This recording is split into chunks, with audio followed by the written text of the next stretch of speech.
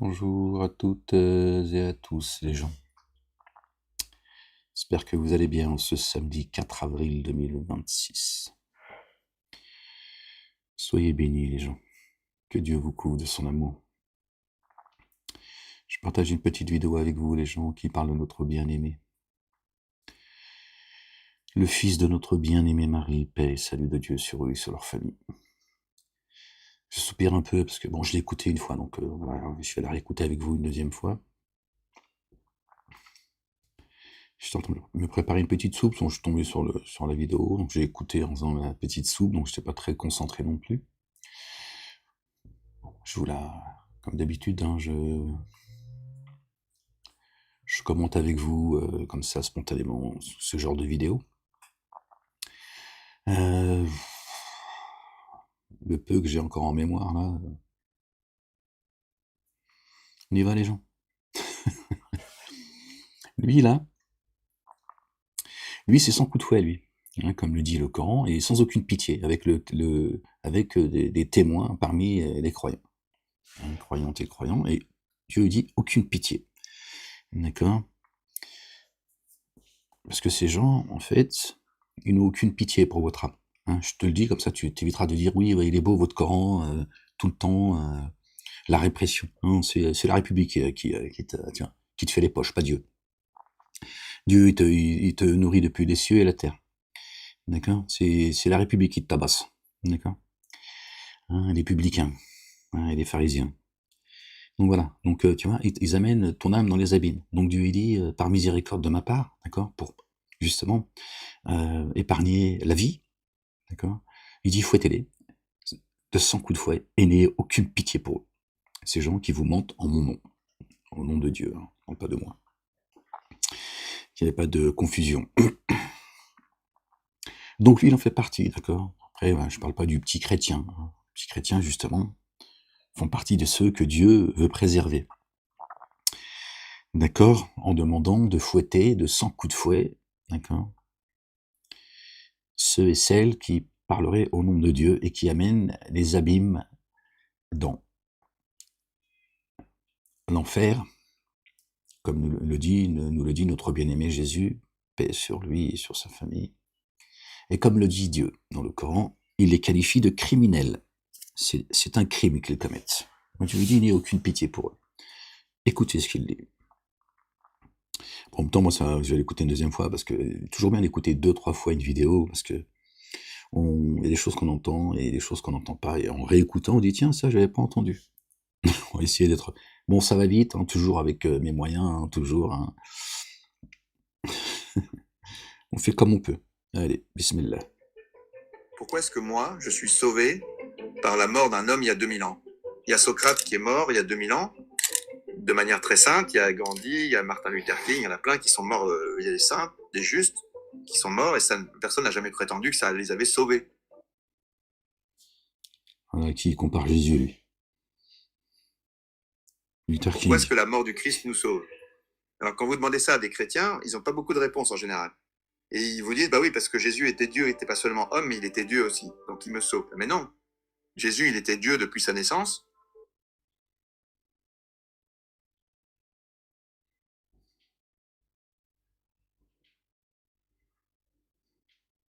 Oui, je sais. Je sais que ça fait saigner tes oreilles. Ouais, moi aussi, je vais remercier un peu de ma soupe avec ces conneries. Non. Jésus était Dieu à sa naissance. Donc Dieu a une date de naissance. Et Dieu, il a une naissance. Heureusement qu'il a créé notre bien-aimée Marie, que la paix et le salut soient sur elle, sur son fils et sur leur famille, parce qu'il serait jamais né sinon. Ouais, s'il n'avait pas créé Marie, bah, comment il aurait fait? Puisque c'est Marie qui a donné, d'accord, qui a mis au monde notre bien-aimé. Donc, les gens, bonne nouvelle, hein, la chrétienté, puisque lui, il répète tout simplement ce que la majorité, d'accord, de l'Église dit, d'accord, le petit chrétien, pas le petit crétin, pardon, il suit, tu vois, aveuglément, comme tous les autres d'ailleurs. Le petit juif et le petit musulman, d'accord. Ils disent Amen. Ils suivent, ils se posent pas de questions. Des hypocrites, sincères mais hypocrites. Ça peut paraître paradoxal ce que je dis là, mais bon, on s'en fout. Moi, je me comprends. Donc, du coup, j'en ai perdu le fil. Donc, il nous révèle que Jésus, que Dieu, pardon, est né.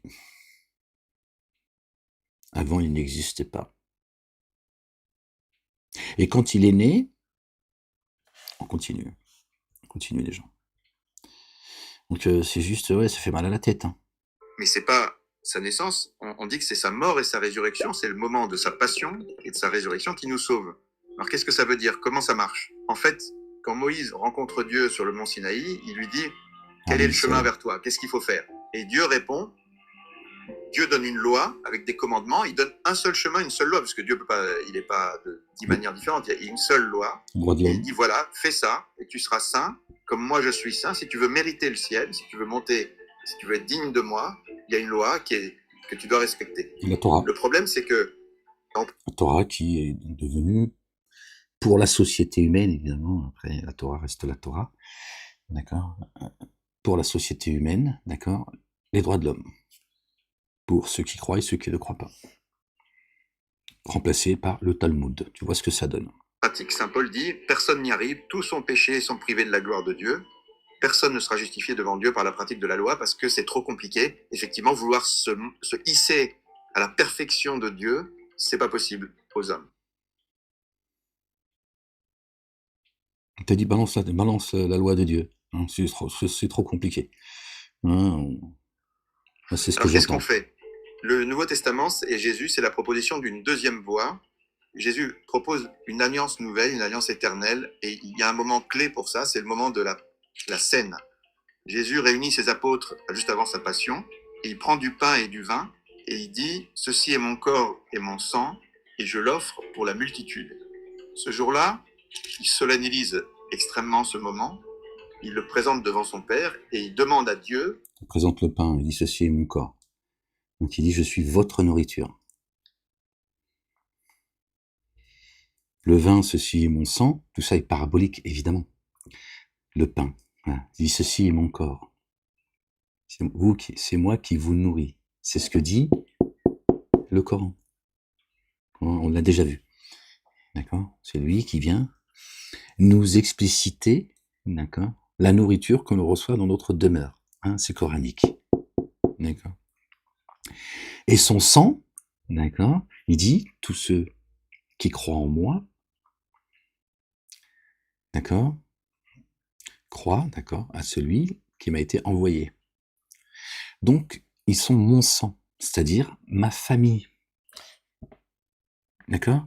C'est-à-dire que par cette parabole, il peut pas exprimer des choses plus en profondeur que de dire c'est mon sang.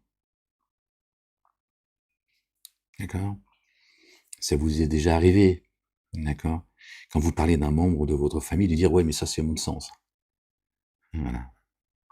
Donc il dit je suis moi, ça c'est mon corps. C'est pas son corps physique, d'accord? Il fait le lien avec le pain, d'accord? Arrête de manger, tu vas voir combien de temps tu vas vivre. Donc il dit je suis la vie. Je suis la vie. Je vous maintiens dans la vie par la nourriture avec laquelle je suis venu. C'est aussi comme ça qu'il faut le comprendre. D'accord? Je suis la vie. Ceci est mon corps. Ok? Personne n'arrive au Père sans passer par moi. Et le sang, d'accord, qui compare avec le vin tu le bois, tu vois, ça rentre dans ton corps, hein, ça circule dans ton sang.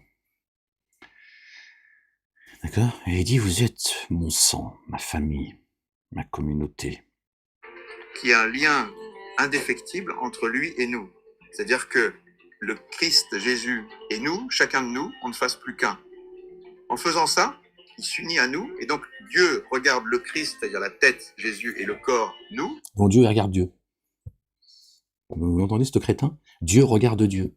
T'as dit que Jésus, tu vois, et quand quand Dieu s'est fait homme pour comprendre les hommes, parce que Dieu, tu vois, il est limité, hein, il comprend pas sa création. Hein, heureusement qu'il s'est pas transformé, tu vois, il s'est pas incarné en girafe pour comprendre la girafe et en grenouille pour comprendre la grenouille. Bon, pour comprendre la souffrance des hommes, tout ça, Dieu l'a dit, ouais, bon, pour que je comprenne profondément, je vais passer quelque temps avec vous. Voilà, voilà la grandeur de Dieu. Vous voyez, ils n'ont pas apprécié Dieu à sa juste valeur. Dieu est en dehors de sa création, imbécile. Ils sont proches, c'est sans coup de fouet, toi. Donc, Dieu observe Dieu. Puisque Jésus est Dieu en chair et en os, donc quand il était là, il y avait deux dieux. Il y avait le Dieu céleste et le Dieu terrestre. Hein, voilà. Alors, connerie. Comme une seule entité. Et cette entité, elle est remplie de sainteté à cause de la tête, mais remplie aussi de péché à cause du corps. Et donc, Dieu, qui n'a rien de commun avec le péché, se retire. Dieu s'éloigne de cet être nouveau qui est le Christ, composé d'une tête et d'un corps. Mais après, maintenant, il a renié son fils. Vous voyez où est-ce que ça mène, hein, l'ignorance, l'égarement, vous voyez. Donc Dieu, à un moment donné, il a dit, ouais, mais là, c'est trop. Là, je me tire, moi, tu te démerdes. Hein, je retourne à ma création première, à mon essence première, parce que là, c'est trop, en toi, il y a trop de péché, hein, trop de souillure. Seigneur, exalté sois-tu, béni soit ton nom, bien au-dessus de leur description. C'est ce qu'on appelle l'heure des ténèbres, c'est-à-dire que le Christ qui a toujours été en lien direct avec son Père et qui tout était lumineux. Donc Dieu était en lien avec Dieu. Non, mais je vous dis ce qu'il a dit au départ, hein, tu l'as entendu. Bon, referme-la. D'accord. Donc il était en lien avec le Père, donc Dieu est en lien avec Dieu.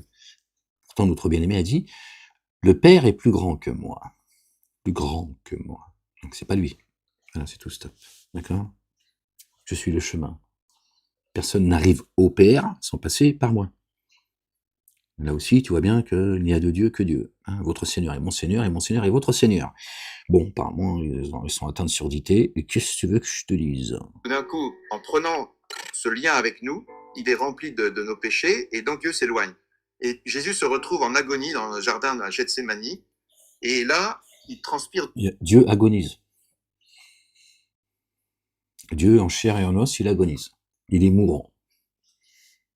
Du sang. Pourquoi est-ce qu'il transpire du sang? Maintenant, il saigne. Non. On connaît le symbole chez les satanistes, hein, le sang. Alors, tous ceux qui te parlent de sang, je ne parle pas quand tu te fais une blessure, ou les femmes quand elles sont indisposées, etc. Ça n'a rien à voir. D'accord. Mais on connaît hein, ces buveurs de sang, d'accord, hein, ils mêlent toujours le sang, hein, ceux qui font couler le sang, qui font des sacrifices par le sang, qui boivent le sang. Ouais, Jésus, carrément, lui, il a transpiré du sang. Envoyé par Satanas. C'est ça leur Jésus à eux, tu vois. Parce que il mesure la profondeur de l'acte qu'il vient de faire. Il s'est uni à chacun de nous. Qu'est-ce que ça veut dire de s'unir à toi, à toi, à toi? Ça veut dire que j'accepte d'être un avec toi, donc ça veut dire que le péché que tu as fait, je le pardonne. Et Je le pardonne, il pardonne le péché, lui. Je m'unis à ça. C'est très important. Jésus dit oui à chacun de nous au cours de cette nuit. Et en faisant ça, il dit oui, mais en même Il vulgarise le péché, en fait. C'est pas si grave. temps, comme il est très clairvoyant, il voit l'horreur de tout ça, la bassesse, la boue que... Aucune âme ne portera la charge d'une autre âme. Mais Jésus, lui, est venu prendre toutes les saloperies des humains. Hein, comme à quel point il aime Jésus. Hein, il l'aime, c'est toujours un rapport d'intérêt. Même avec Jésus, c'est un rapport d'intérêt. D'accord. L'autre, il commet des péchés, tu vois. C'est-à-dire qu'en fait, le plus dégueulasse de la planète, tu vois, Jésus dit, c'est pas grave. Tu t'es lié à moi, tu vois, je vais porter toutes tes saloperies hein, devant Dieu le Père. Constitue ce péché. Et il en souffre infiniment et il entre en agonie. Donc le Christ a souffert une pression extraordinaire sans que personne l'ait touché. Il était déjà en agonie en train de mourir à cause de nos péchés. À cause de nos péchés. Il est beau ton Dieu. Hein. Il y a un Dieu, le Dieu juste, C'est-à-dire, toi, tu pêches et c'est l'autre qui agonise, hein, et qui se retrouve dans les abîmes et qui souffre parce que toi, t'as fait le con, en fait. Euh, Bon, déjà, qu'est-ce que tu fous là, en fait? Qu'est-ce que tu fous là, puisque quoi que tu fasses, de toute façon, c'est pas toi qui va être fouetté. Donc déjà, je sais pas quelle est l'épreuve que tu vis sur Terre, puisque de toute façon, t'es absous. Hein, et c'est celui que tu prétendes aimer par-dessus tout, hein, que t'envoies au charbon. Voilà. Un tirailleur sénégalais, Jésus. Hein. Il était noir, certainement. Il a livré son corps pour la multitude au cours de ce pacte de la Seine. Il est venu pour cette heure-là et uniquement pour cette heure-là. C'est l'heure des ténèbres. Et il se trouve en agonie, devient le Rédempteur. Et à partir de ce moment-là, le mal et la haine se déchaînent contre le Christ. Mais Jésus aime davantage, c'est-à-dire qu'il pardonne non seulement à chacun de nous au cours de l'agonie, mais il pardonne à ses bourreaux, il pardonne à tous ceux qui le font souffrir. Et son amour est infiniment plus grand que le mal et le péché qui se déploient dans ce moment-là. Carte blanche. Vous avez vu comment Satan, hein, voilà. Voilà. Là, il te dit, aime le pédophile, le voleur, le menteur, enfin, tu vois, le violeur, tiens, tout ce qui est, toi, à un moment donné, tu dis, oh, il y a une limite. Bon, à un moment donné, non, c'est pas grave. Hein. Tu peux tout commettre, en fait. Tu peux tout commettre. Mais au nom de Jésus, ça va. Tu peux violer un bébé. Tu dis, oui, mais attends, moi, je me suis repenti auprès de Jésus, c'est mon poteau, maintenant.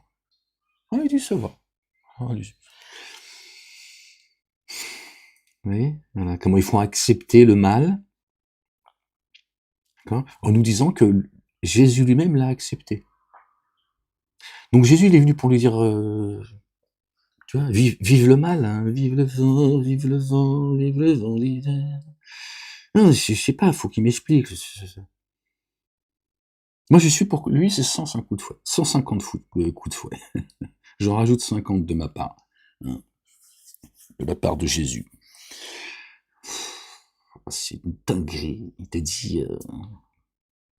Il a soif de tout ça et dans sa personne, il a tué la haine. La victoire du Christ sur la croix, c'est ça, c'est que son amour dépasse toutes les haines et tout le mal du monde. La sensiblerie. C'est ça, la sensiblerie. C'est-à-dire, il n'y a pas de justice. Il n'y a pas de justice. Fais ce que tu veux. Allez, open bar. Tu mets ça sur le compte de Jésus. Tu dis, tiens, bon, sur le compte de Jésus, ça va être où, Gabriel? Gabriel, que la paix soit sur toi. Tiens, sur Jésus. Oui, c'est vrai que ce que j'ai fait est une grosse dégueulasserie, mais va voir Jésus, il t'expliquera que c'est pas si grave que ça. On sait pas ce qu'on fout là, en fait. Après tout ça, il meurt. Et Dieu doit juger, Dieu qui est justice et miséricorde, doit juger ce qui est arrivé à Jésus en tout. Ça, Dieu, d'accord, il va juger ce qui est arrivé à Dieu. Oui, ben, faut pas oublier qu'il a dit que Jésus, il est devenu Dieu quand il est né. Hein. Donc, c'est Dieu qui juge ceux qui ont fait du mal à Dieu. Justice. Et il pèse les choses. Il voit d'un côté tout le péché du monde et d'un côté tout l'amour du Christ. Et il trouve que l'amour a dépassé infiniment le péché. Et donc que cet être unique qui est le Christ, avec la tête et le corps, mérite le ciel. Il ouvre les portes du paradis. Donc Dieu, il a dit, oui, bon, quand même, le Dieu sur terre, il a quand même aimé le monde plus que les péchés qu'ils ont commis. Et ça, c'est beau. Ça, c'est beau, Jésus. T'es un bon Dieu, toi. Moi, je suis un Dieu un peu juif et bougnoul. Donc, j'ai un peu toi, t'es un bon Dieu, toi. Tiens, oui, je te traduis, en fait, tu vois.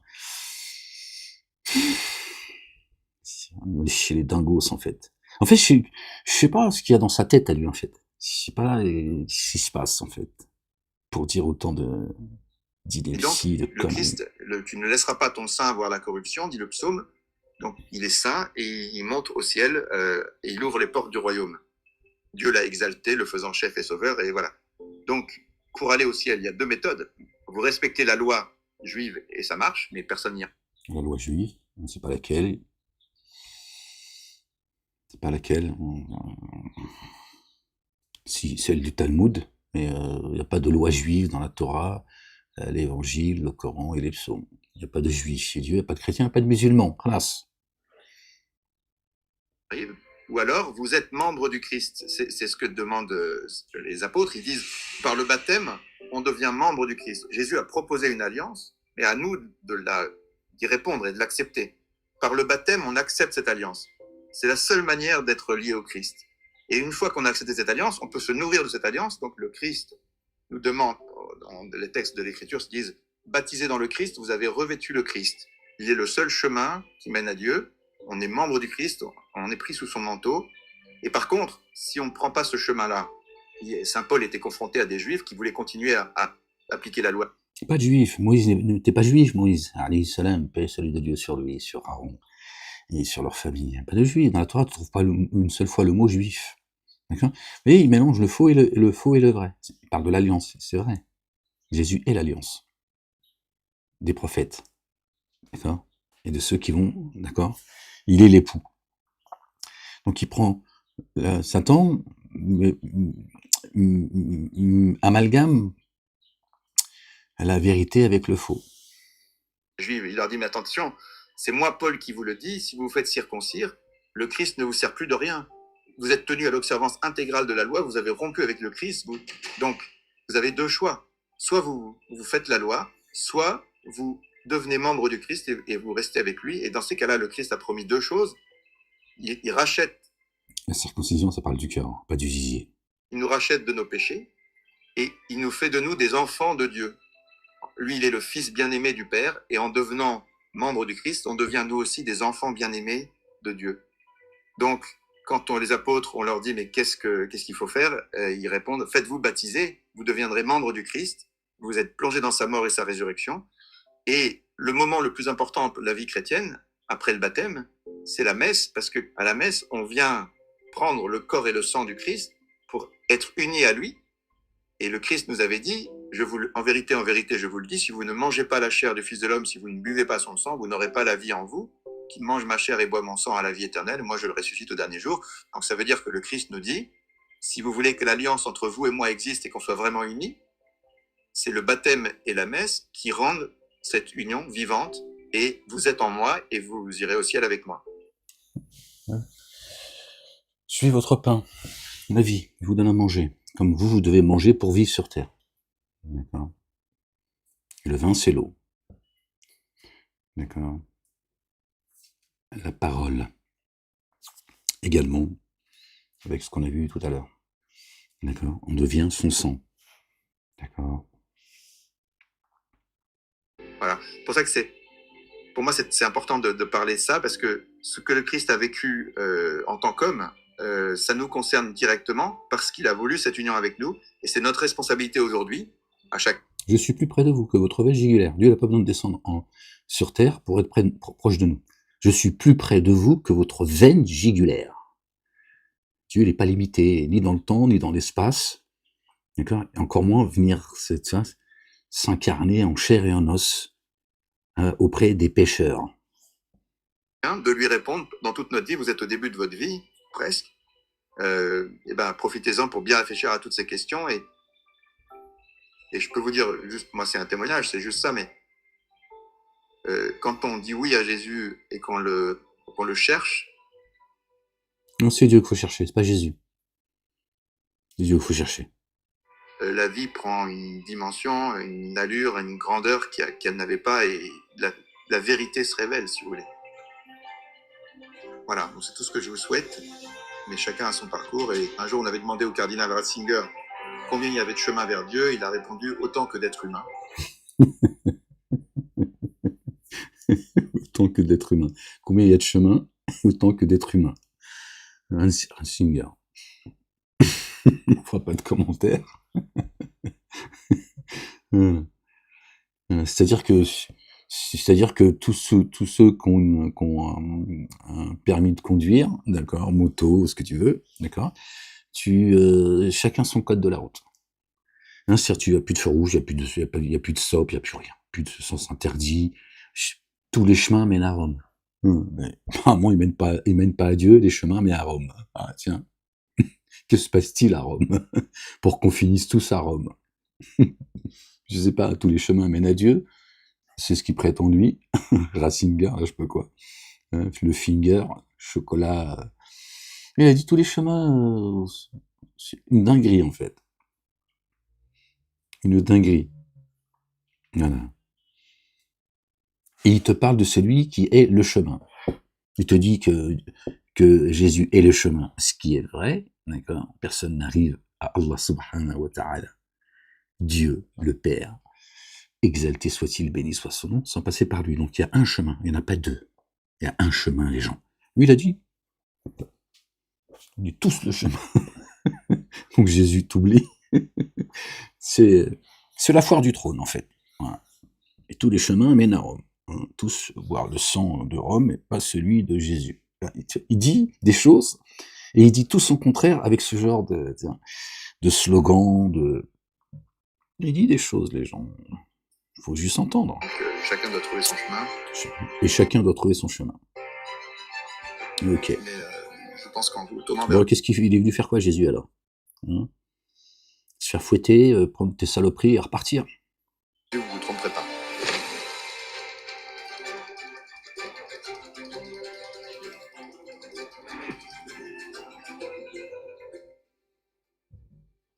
Jésus nous sauve en tant qu'homme, c'est-à-dire que c'est l'homme, il s'est fait homme pour sauver l'homme. Dieu s'est fait homme pour sauver l'homme.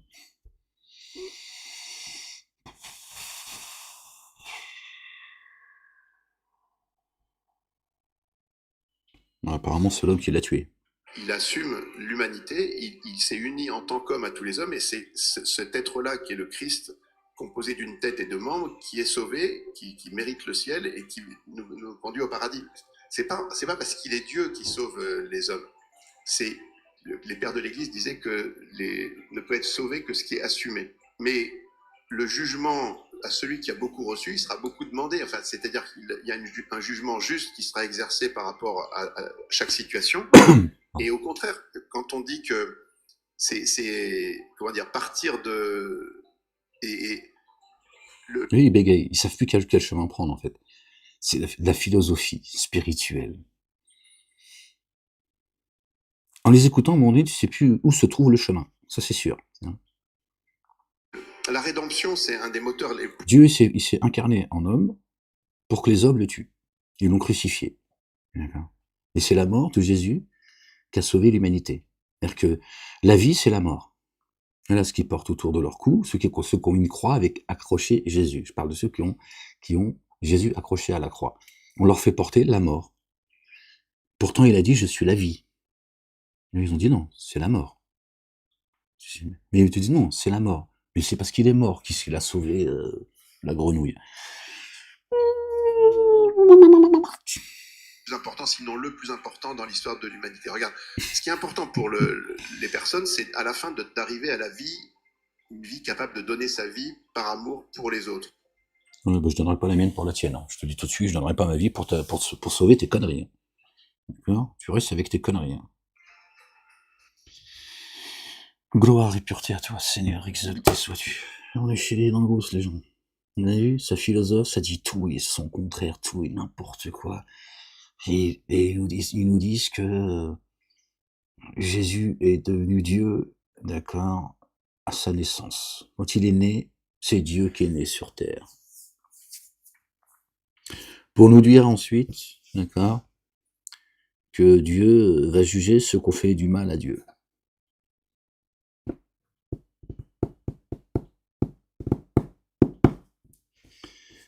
Vous voyez ce qu'ils vendent, ces gens? Tu comprends pourquoi les 100 coups de fouet? Tu comprends? Ce sont des criminels. Notre bien-aimé a dit de prendre garde à ceux qui tuent les âmes. Craignez pas ceux qui tuent les corps, ceux qui tuent les âmes. Il a dit c'est eux qu'il faut craindre. Si tu veux, c'est pour, quand notre bien-aimé dit ça, pardon les gens, je suis désolé, c'est pour qu'on prenne conscience que c'est encore plus grave. C'est encore plus grave. D'accord? Que ceux qui tuent les corps. Alors que Dieu a sacralisé la vie. Donc, Jésus n'a pas minimisé la chose. Mais parce qu'il sait on est, tu vois, terre à terre, tiens, nos pensées sont majoritairement chères, et cetera. Donc pour qu'on prenne, qu'on se rappelle pourquoi on est dans ce monde, d'accord? Heu, il nous dit: ne craignez pas ceux qui tuent les corps, mais ceux qui tuent les âmes, qui amènent les âmes dans les abîmes.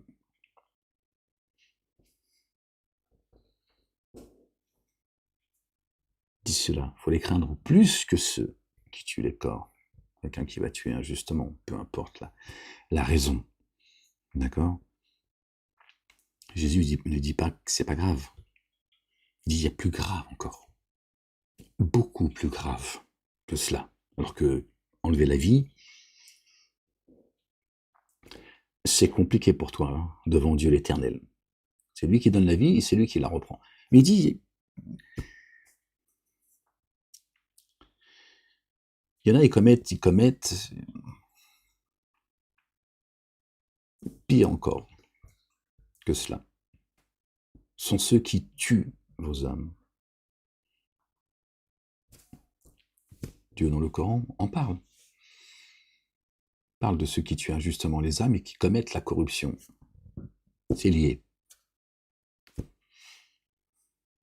On connaît leur sort. Et Dieu il nous dit comment il faut se comporter vis-à-vis d'eux.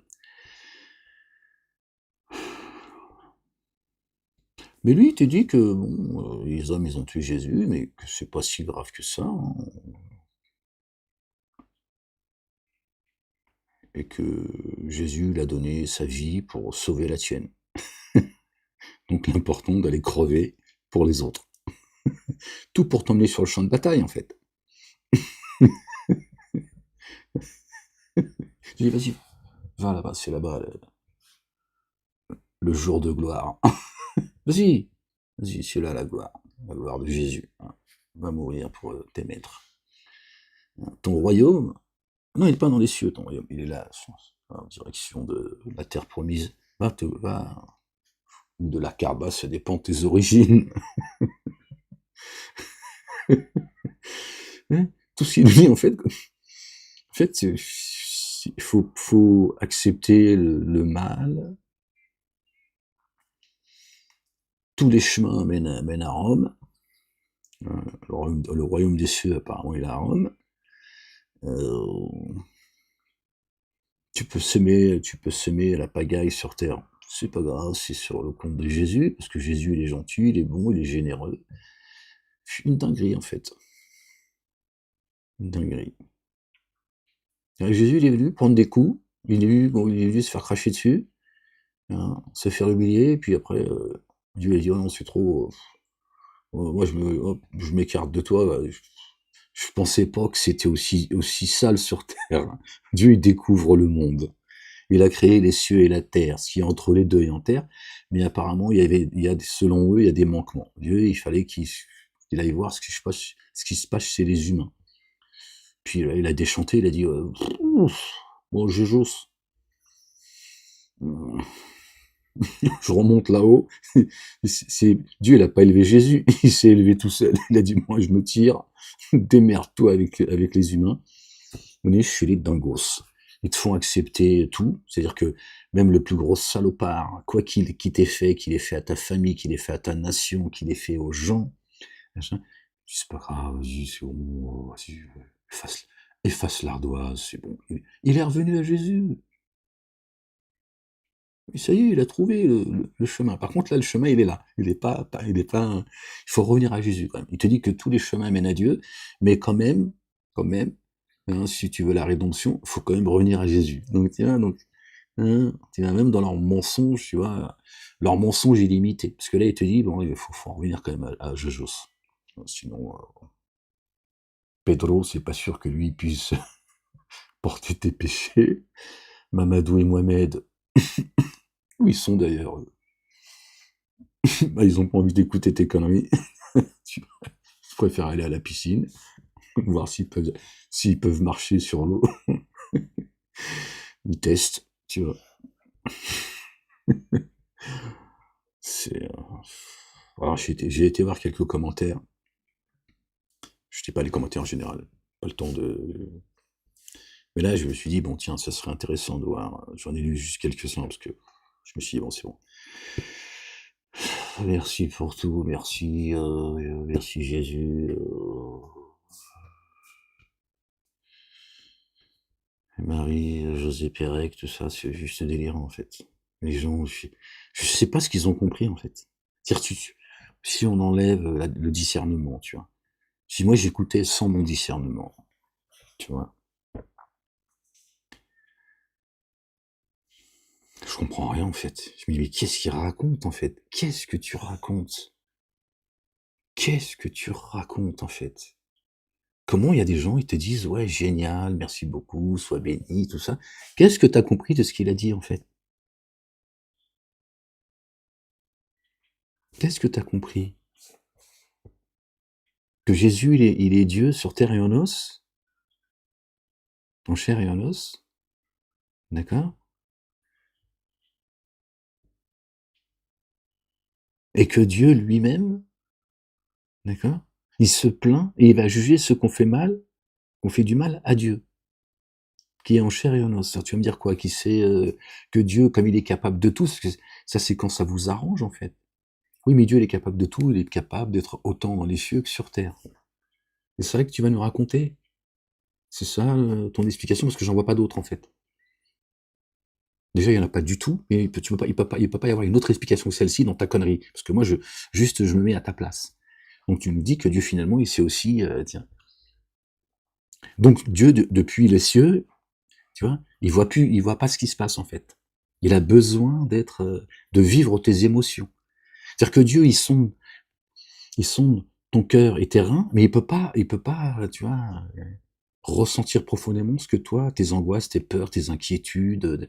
Il n'entend pas tes pensées. En fait, c'est quoi ce Dieu en fait? Il est capable de tout sauf ça. Par contre, il faut qu'il s'incarne en chair et en os pour pouvoir, tiens, comprendre, parce que c'est ce que disent les églises, pour comprendre l'homme. Donc Dieu ne comprend pas sa création. Par contre, il sonde ton cœur, il connaît les profondeurs de ton cœur, mais il te connaît pas assez pour savoir qui tu es vraiment. Il sonde l'invisible, l'insondable, mais toi, le petit humain, apparemment, tu le dépasses. Où est-ce que vous voulez aller comme ça, les gens, en écoutant ces criminels?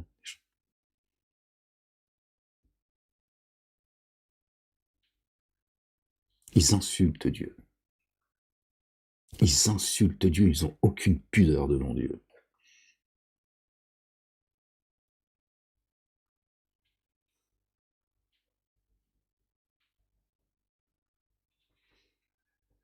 Et moi, ces gens, je comprends en fait pourquoi ces gens, Dieu dit sans coup de fouet et n'ayez aucune pitié.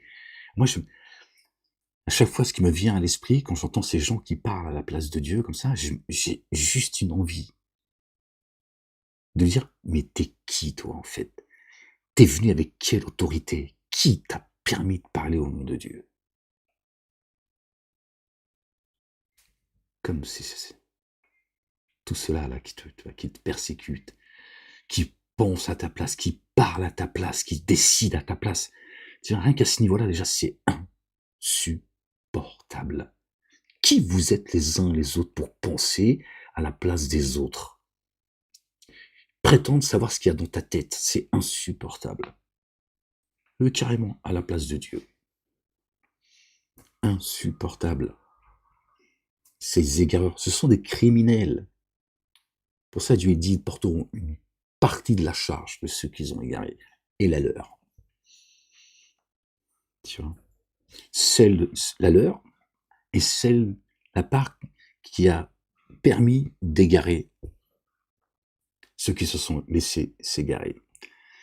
D'accord? Parce qu'ils ont leur part de responsabilité également. Mais une charge, dira, tiens, prends-la.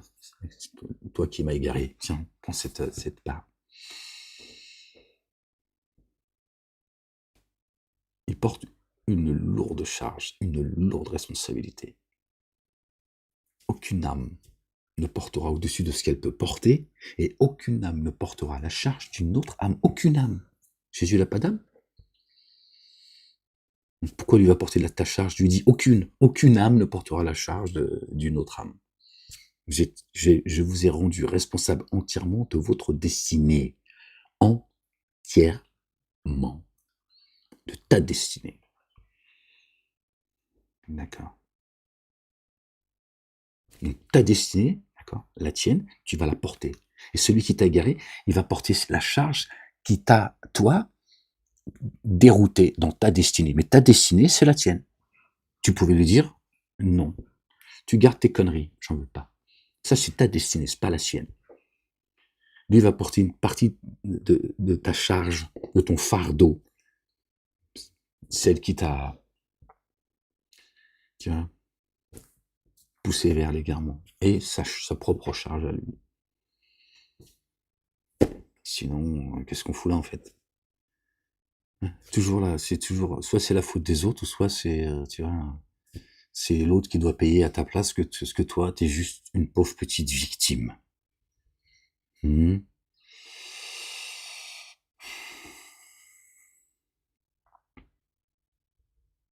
C'est insupportable. Je, vraiment, je l'écoute avec vous, hein, je l'ai écouté comme ça, mais c'est vrai que c'est pas très concentré, j'écoutais, mais j'étais dans mon occupation.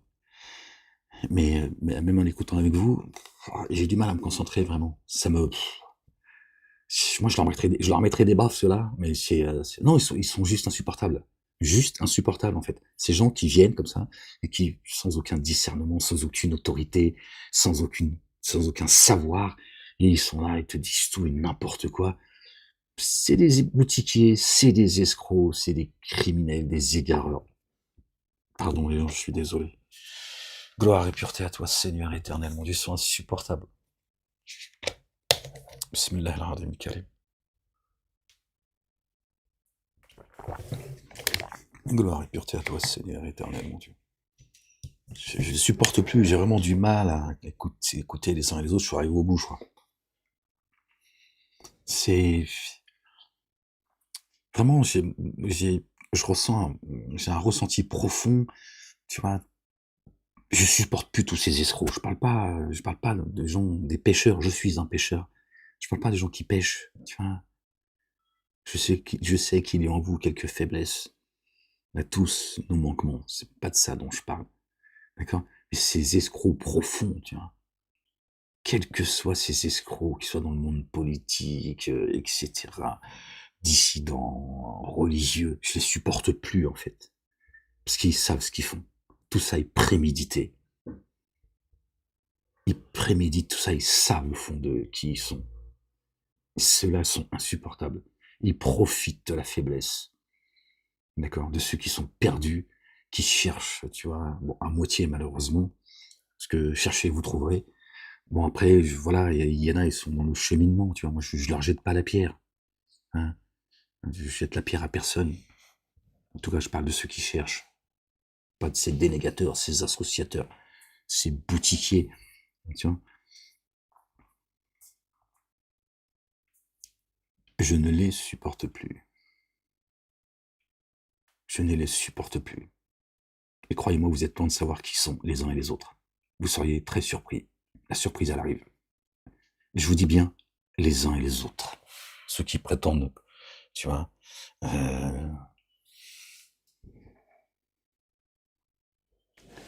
mener un combat, hein, quelle que soit la cause.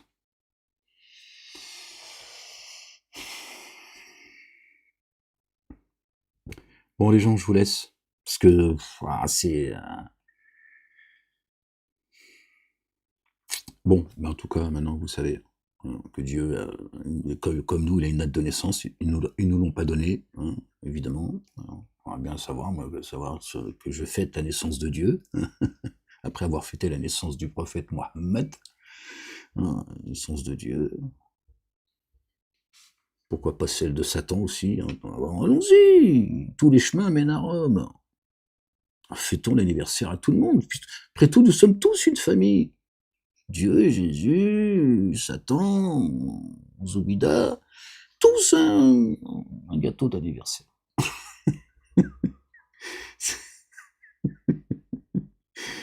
Sidi Meheb, tu comprends pourquoi je prie Dieu, tu vois, qui me donne une maison en haut de la montagne. Hein, hein. Seigneur, je veux une maison en haut de la montagne. Avec des animaux, des poules, tu vois, mon cheval blanc. Ouais, j'aimerais bien avoir un cheval blanc, Inch'Allah. Enfin, 2 chevaux plutôt, comme ça, tu feras une petite balade avec, hein, en haut de la montagne, dans le calme, avec le monde animal. D'accord? Parce que je pensais que, parce que le monde animal, je suis sûr, il est là en fait. Il est en pleine ville. Il a un iPhone dans ses poches, certes, il paraît comme ça. Si... En fait, c'est pour nous tromper, ça. Enfin, cette impression d'être, tu vois, un animal civilisé, tu vois. En fait, il est déguisé. C'est un déguisement. Je te le dis, moi. Mieux vaut lui vivre avec les poules, les moutons, les vaches. Tu vas voir, tout va devenir clair. La vache, elle fait... Elle dit rien d'autre. Hein. Tu vois, l'humain, il a... Oui, Jésus, Dieu, Moïse, la mort, la vie, les oiseaux, la mer, la campagne, le sang, la circoncision, le trou du cul. Tu vois. Ouais, je préfère entendre... Ah, je sais que c'est la vache. Je me dis, tiens, elle m'appelle. Je vais aller voir ce qu'elle veut. Oh là là, Seigneur, exalté sois-tu.